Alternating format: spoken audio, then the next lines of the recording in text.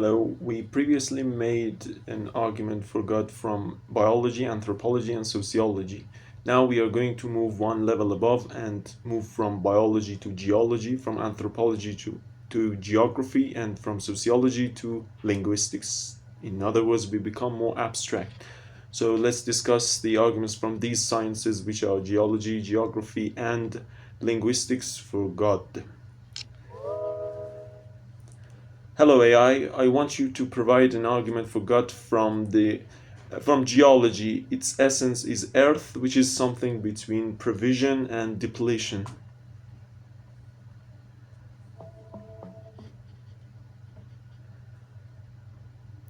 Sure thing. Here's another argument for God from the perspective of geology. 1. The Earth is a finite system with limited resources, including minerals, water, and fossil fuels. 2. These resources are constantly being depleted through human consumption and other natural processes, such as erosion and weathering. 3. Despite this depletion, the Earth has been able to support life for billions of years, which suggests that there are mechanisms in place to replenish and renew these resources over time. 4. This replenishment and renewal can be understood as a form of divine provision, in which God provides for the needs of living beings by ensuring that the Earth remains habitable and productive. 5. This provision is evident in the various cycles and feedback loops that operate within the Earth system, such as the water cycle, the carbon cycle, and the rock cycle. 6. These cycles and feedback loops are finely tuned and delicately balanced, which suggests that they have been designed and guided by an intelligent creator. But one might object that this harmony between biosphere, hydrosphere, atmosphere, and lithosphere is just, I don't know, a random uh, happening of events that, and it's very egocentric to attribute it to a design for us. How would you respond to that?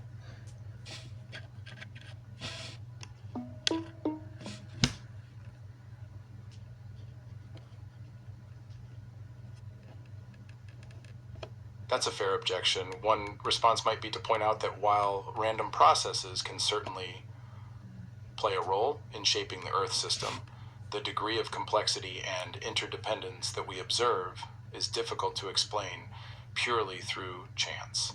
For example, the precise balance of gases in the atmosphere that allows for photosynthesis, and the delicate balance of salts and minerals in the oceans that allows for marine life, both suggest a high degree of coordination and fine tuning that is unlikely to arise through random processes alone. Furthermore, the fact that the Earth has remained habitable for billions of years despite numerous catastrophic events, such as asteroid impacts, volcanic eruptions, and climate shifts, suggests that there may be some underlying purpose or design at work. Of course, this is ultimately a matter of interpretation and belief, and different people may come to different conclusions based on the same evidence. You said it's a matter of interpretation. You mean we cannot know for a fact that it's the case?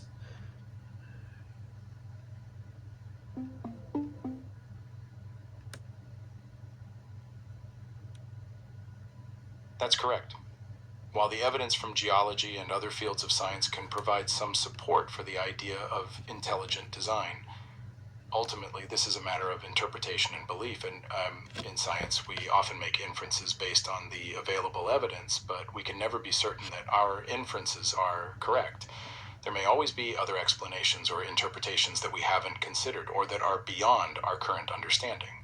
But how about the general and universal concept of provision itself? I mean, Earth being something between provision and depletion, it has something, and the formation of, I mean, minerals and crystals and rocks, they are provided. What does it mean to be provided exactly? What does provision mean? Should we limit it to its examples or consider provision as a general concept when we are dealing with its ontology?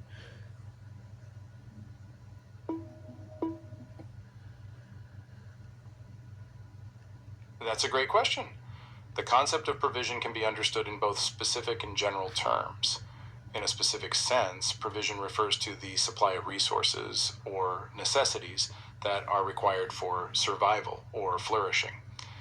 In the case of the Earth, this might include things like minerals, water, and nutrients that are essential for the growth and development of living organisms. However, in a more general sense, provision can also refer to the underlying principles or mechanisms that make it possible for living beings to exist and thrive in a particular environment. This might include things like the physical laws that govern the behavior of matter and energy, or the feedback loops and cycles that regulate the Earth system. So, when we talk about the ontology of provision, we can consider both specific examples of provision, such as the formation of minerals and crystals, as well as more abstract principles that underlie the capacity of the Earth to provide for living beings.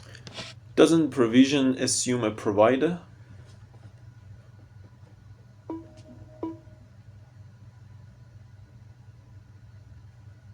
That's a logical conclusion, yes. In the context of this discussion, if we accept that provision is a fundamental aspect of the Earth system, it does suggest the existence of a provider or source of that provision. In a religious or theological context, this provider might be understood as a divine being or creator who has designed the Earth in such a way that it can provide for the needs of living beings. However, Okay, so let's move to geography. Well, geography is basically about the maintenance of countries through their connections and disconnections. Sometimes a country collapses into corruption, sometimes another country is maintained through history. What could be an argument from geography for God be like? What would it be like?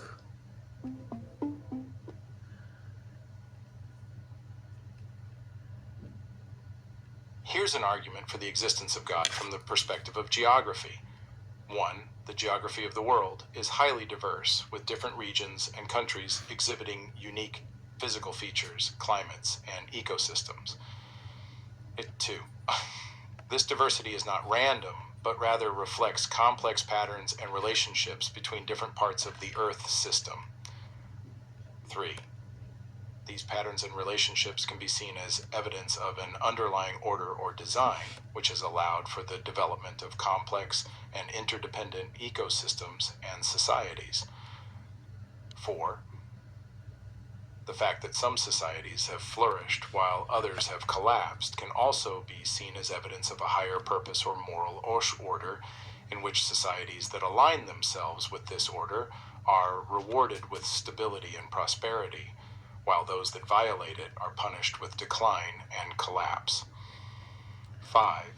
Okay, so what are those like fundamental aspects that countries have obeyed so that they were maintained?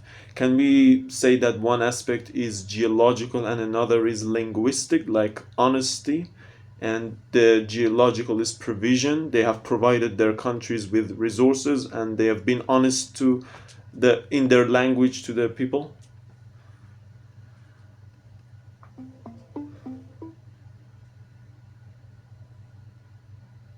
Yes, that's a good way of thinking about it. The maintenance of a country or society can be seen as depending on both geological and linguistic factors, among others.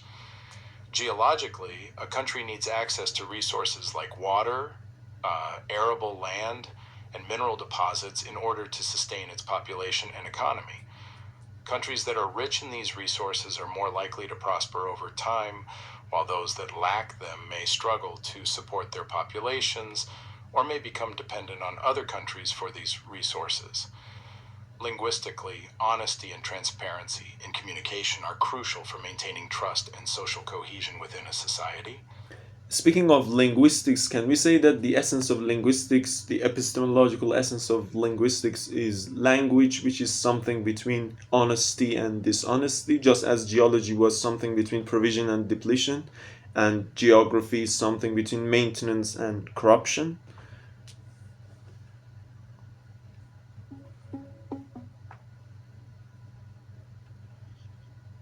Yes, I think that's a very insightful observation. Linguistics as a discipline is indeed concerned with language, which is a fundamental aspect of human communication and social interaction. And as you suggest, language can be seen as existing on a continuum between honesty and dishonesty. On the one hand, language can be used to convey truth and facilitate mutual understanding between people. On the other hand, language can also be used to deceive, manipulate, or obscure the truth. In this sense, the epistemological essence of linguistics is concerned with understanding how language functions as a tool for both honest and dishonest communication, and how. So, can we say that the fundamental driving force behind language is honesty, the ability to express and communicate what you really think? This is the fundamental drive, although some might use it deceptively. Deceptively.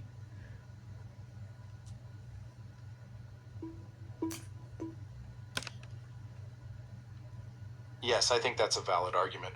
While language can certainly be used for deceptive purposes, at its core it seems to be driven by a fundamental desire to communicate honestly and authentically with others. In fact, research in psychology and linguistics has shown that lying is actually cognitively more difficult than telling the truth, suggesting that honesty is the default mode of human communication.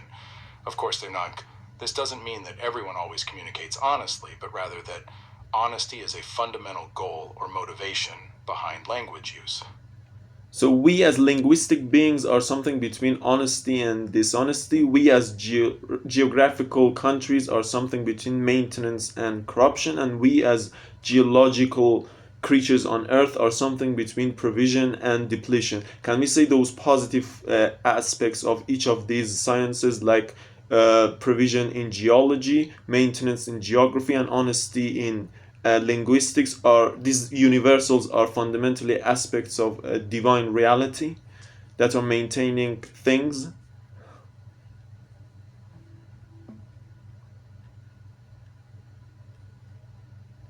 Yes, that's a very thought-provoking way of looking at it. By focusing on the positive aspects of each of these sciences, we can see how they might point to some deeper universal principles that underlie the functioning of the world.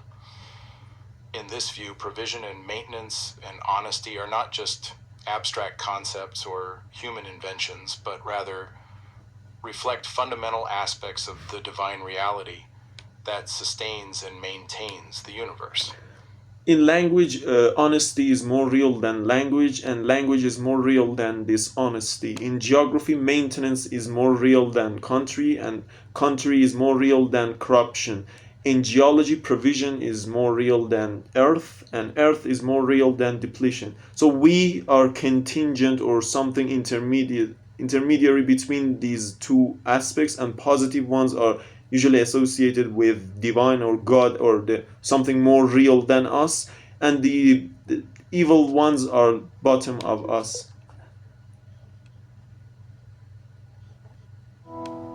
Okay, so that's this video, and let's move on to the level 3 in the next video.